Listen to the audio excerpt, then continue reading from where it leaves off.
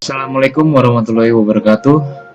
Perkenalkan, kami dari kelompok 7, Teori Akuntansi kelas F, UPN Veteran Jawa Timur, akan membahas tentang pendapatan. Sebelumnya, perkenalkan kami, ada Galan Nursubis, NPM 129, Hafiz Anugrah, NPM 132, Ferry Kurniawan, NPM 135, Lanang Gumelar, NPM 141, Faiz Marwan, NPM 148, dan Nadio Prakasila, NPM 149. Yang pertama ada pengertian pendapatan. Menurut SFAC nomor 6 FASB mendefinisikan pendapatan sebagai berikut. Pendapatan adalah arus masuk atau peningkatan lain dari suatu entitas atau penyelesaian kewajibannya, atau kombinasi keduanya, dari delivering atau produksi barang, pemberian layanan atau aktivitas lain yang merupakan operasi utama atau pusat entitas yang sedang berlangsung. Lalu ada kenaikan aset. Untuk menyatakan bahwa pendapatan itu ada atau timbul, harus terjadi transaksi atau kejadian menaikkan aset atau menimbulkan aliran masuk aset. Akan tetapi, tidak semua kenaikan aset dapat menimbulkan pendapatan. Patton dan Littleton pada tahun 1970 di bukunya halaman 47 menyebutkan bahwa aset dapat bertambah karena berbagai transaksi kejadian atau keadaan sebagai berikut. Yang pertama ada transaksi pendanaan yang berasal dari kreditor dan investor. Lalu yang kedua ada laba yang berasal dari kegiatan investasi. Lalu yang ketiga ada hadiah, donasi, atau temuan. Lalu yang keempat revaluasi aset yang telah ada. Lalu yang kelima ada penyedia dan penyerahan produk. Operasi utama berlanjut. Kenaikan aset harus berasal dari kegiatan operasi atau bukan kegiatan investasi atau pendanaan. Kegiatan operasi ini diwujudkan dalam bentuk memproduksi dan mengirim berbagai barang kepada pelanggan atau menyerahkan atau melaksanakan berbagai jasa. Pengertian operasi utama dalam hal ini lebih dikaitkan dengan tujuan utama perusahaan, yaitu menghasilkan produk atau jasa untuk mendatangkan laba dan bukan untuk membatasi jenis produk menjadi produk utama dan produk samping. Lalu selanjutnya ada operasi dan non-operasi. Produk yang dihasilkan secara tidak rutin atau insidental sering dianggap sebagai pos pendapatan atau non-operasi dan dipisahkan penyajiannya. Untuk kepentingan manajerial, pemisahan kegiatan menjadi operasi dan non-operasi dapat saja dilakukan. Akan tetapi, untuk tujuan eksternal, kedua kegiatan tersebut harus tetap dipandang sebagai operasi. Lalu selanjutnya ada penurunan kewajiban. Pengiriman barang atau pelaksanaan jasa akan mengurangi kewajiban yang menimbulkan kewajiban. Kejadian pengiriman barang atau event mengubah kewajiban menjadi pendapatan. Timbulnya pendapatan yang berasal dari turunnya kewajiban banyak dipicu oleh penyesuaian akhir tahun. Asas alural juga menimbulkan kenaikan aset yang memenuhi definisi sebagai pendapatan. Lalu selanjutnya ada suatu entitas. Pendapatan didefinisikan sebagai kenaikan aset, bukannya kenaikan ekuitas bersih, meskipun kenaikan aset tersebut akhirnya berpengaruh terhadap kenaikan ekuitas bersih. Jadi aset yang masuk itulah yang disebut dengan pendapatan. Oleh karena itu, kenaikan aset karena pendapatan. Jadi, naiknya ekuitas merupakan konsekuensi bukan sumber pendapatan, sehingga pendapatan tidak dapat didefinisikan sebagai kenaikan ekuitas. Lalu selanjutnya ada produk perusahaan. Pendapatan merupakan aliran masuk aset dan hal tersebut berkaitan dengan aliran fisis berupa penyerahan produk perusahaan. Walaupun aset merupakan objek, pendapatan berkaitan dengan kenaikan nilai aset. Jadi pendapatan adalah kejadian moneter naiknya nilai perusahaan karena produksi atau penjualan produk. Lalu selanjutnya ada pertukaran. Patton dan Littleton memasukkan kata pertukaran dalam definisinya karena pendapatan akhirnya harus dinyatakan dalam satuan moneter yang paling objektif adalah kalau jumlah rupiah tersebut merupakan hasil transaksi atau pertukaran antara pihak independen. Selanjutnya ada berbagai bentuk dan nama. Pendapatan adalah konsep yang bersifat generik dan mencakupi semua pos dengan berbagai bentuk dan nama apapun. Misalnya, pendapatan untuk perusahaan dagang biasa disebut dengan penjualan, sedangkan untuk perusahaan jasa biasanya disebut dengan pendapatan jasa, dan lain sebagainya. Selanjutnya ada untung. Menurut FASB, terdapat 4 karakteristik yang dapat menimbulkan untung, yaitu yang pertama ada peripheral atau incidental, contohnya seperti penjualan investasi dalam surat berharga, penjualan aset tetap, serta pelunasan utang obligasi sebelum jatuh tempo. Selanjutnya ada transfer non timbal balik dengan pihak lain, contohnya adalah hadiah atau donasi bagi perusahaan non-profit. Lalu yang ketiga ada penahanan aset, contohnya seperti kenaikan harga sekuritas investasi dan kenaikan nilai tukar valuta asing. Dan yang terakhir ada faktor lingkungan, contohnya seperti ganti rugi asuransi musibah alam yang melebihi kos aset yang rusak. Pengakuan pendapatan. Pengakuan merupakan pencatatan jumlah rupiah secara resmi ke dalam sistem akuntansi, sehingga jumlah tersebut terefleksi dalam statement keuangan. Di sini pengakuan pendapatan tidak boleh menyimpang dari landasan konseptual. Oleh karena itu, secara konseptual pendapatan hanya dapat diakui jika memenuhi kualitas keterukuran dan keterandalan. Pengakuan pendapatan terdapat 3 aspek. Yang pertama, pembentukan pendapatan, yang kedua, realisasi pendapatan, dan yang ketiga, kriteria pengakuan pendapatan.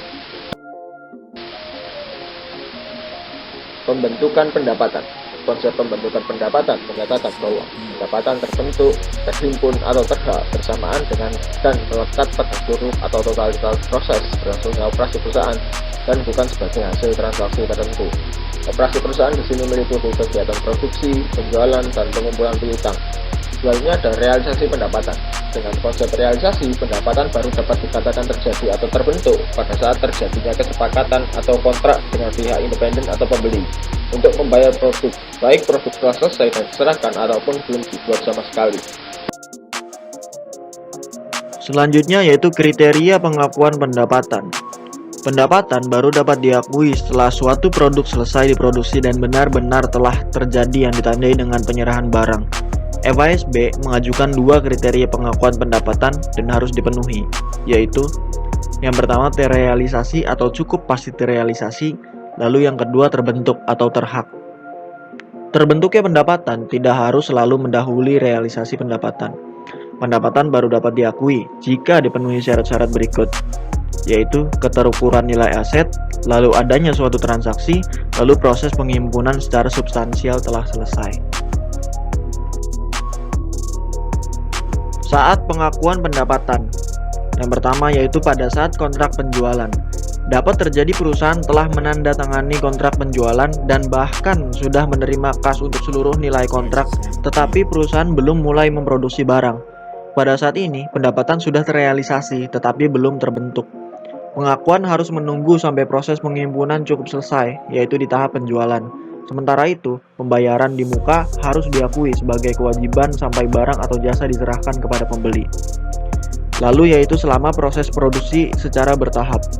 Dalam industri tertentu, pembuatan produk memerlukan waktu yang cukup lama. Pengakuan pendapatan dapat dilakukan secara bertahap atau per periode akuntansi, sejalan dengan kemajuan proses produksi atau sekaligus pada saat proyek selesai dan dikerjakan. Akresi. Berkaitan dengan pengakuan pendapatan sebagai fungsi kegiatan produksi adalah masalah akresi, yaitu pertambahan nilai akibat pertumbuhan fisis atau proses alamiah lainnya. Dari segi pelaporan laba periodik, tidak diakuinya akresi sebagai pendapatan bukan berarti meniadakan arti penting akresi, lebih-lebih untuk kepentingan analisis internal. Bila harus dilaporkan, pelaporan harus sedemikian hingga tidak memberi kesan bahwa akresi telah terrealisasi. Jumlah rupiah kreditnya harus dilaporkan terpisah dari laba yang telah benar-benar terrealisasi. Apresiasi. Selanjutnya, apresiasi. Apresiasi adalah selisih nilai pasar wajar aset perusahaan dengan kos atau nilai buku aset terdepresiasi. Apresiasi berlaku untuk semua jenis aset, tidak terbatas pada aset yang dikategorikan sebagai produk. Apresiasi lebih kurang memenuhi pengertian pendapatan karena tidak berkaitan langsung dengan operasi perusahaan, tetapi lebih berkaitan dengan kondisi pasar. Patton dan Littlelon tahun 1970 sangat menantang pengakuan apresiasi sebagai pendapatan. Argumennya yaitu, pertama, apresiasi bukan merupakan transaksi, dan kedua, apresiasi tidak objektif.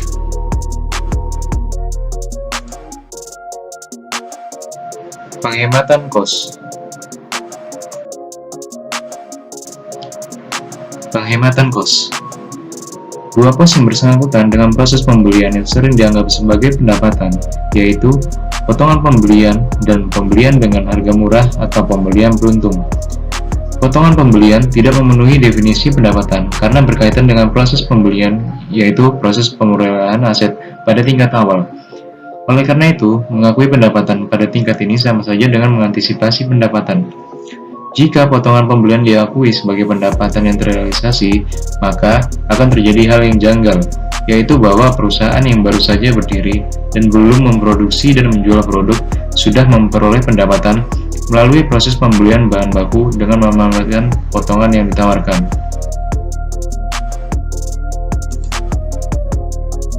Selanjutnya, pada saat produksi selesai.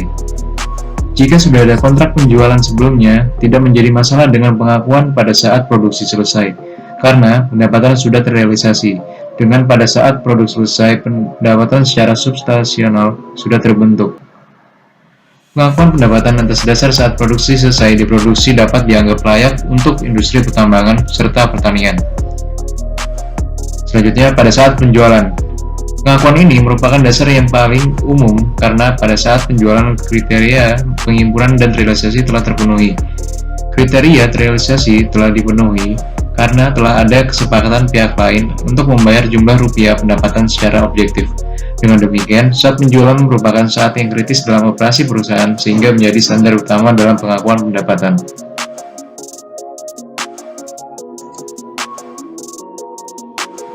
Kembalian dan potongan tunai. Kembalian dan potongan tunai. Kembalian atau return untuk suatu periode yang timbul akibat barang cacat atau rusak dicatat dengan membalik jurnal yang telah dibuat pada saat penjualan dengan jumlah rupiah pengembalian.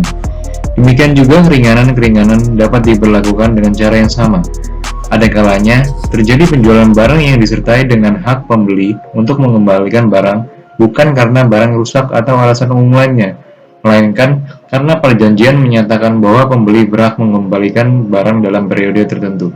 Contoh, pengembalian produk dalam tahap perkenalan atau percobaan. Adanya potongan tunai penjualan sama sekali tidak menghalangi pengakuan pendapatan pada saat penjualan. Masalah yang timbul tidak berkaitan dengan pengakuan pendapatan tetapi dengan berapa rupiah pendapatan harus dicatat. Selanjutnya yaitu kos purna jual. Masalah yang paling pelik dan sulit adalah masalah yang bersangkutan dengan penyesuaian yang mana diperlukan dalam mengakui pengaruh kegiatan yang mungkin terjadi setelah penjualan dan harus dibebankan terhadap penjualan tersebut. Prosedur umum yang biasa dilakukan dalam mengantisipasi kos semacam ini yaitu mendebit jumlah rupiah taksiran kos kegiatan dan mengkredit jumlah rupiah yang sama ke dalam akun cadangan melalui penyesuaian akhir tahun.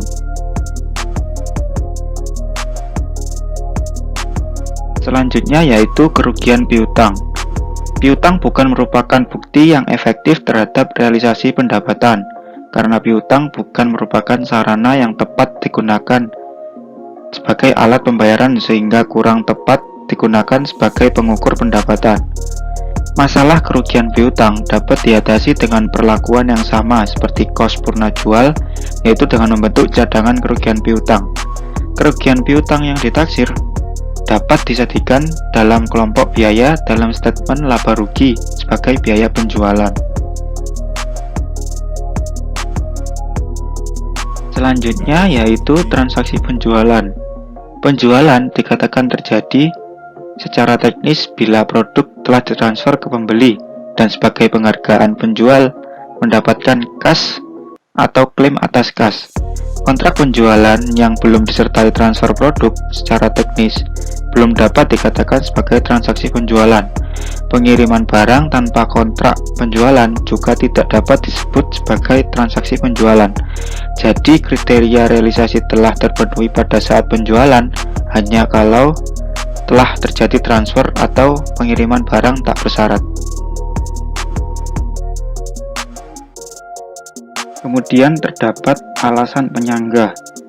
Pengakuan pendapatan dasar kas untuk perusahaan jasa kurang dapat didukung dengan berbagai alasan seperti berikut.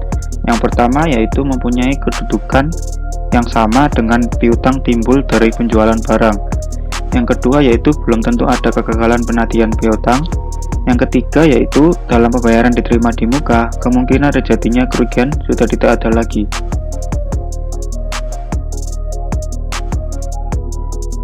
Kemudian prosedur akuntansi dasar kas.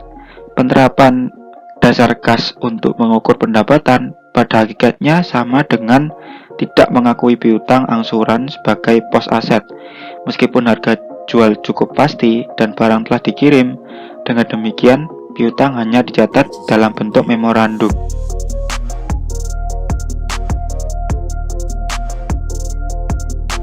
Kemudian yaitu ada biaya administrasi dan penjualan.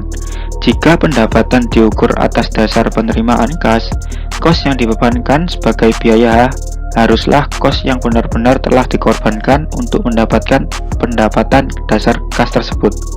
Pada umumnya, kos administrasi dan penjualan bukan merupakan kos yang dapat diperlakukan seperti kos sediaan, yaitu tersediakan.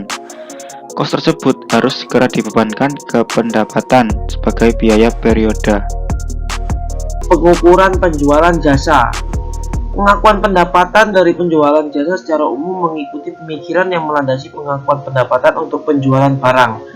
Masalah teoritis yang dihadapi lebih banyak menyangkut kriteria realisasi daripada penentukan pendapatan.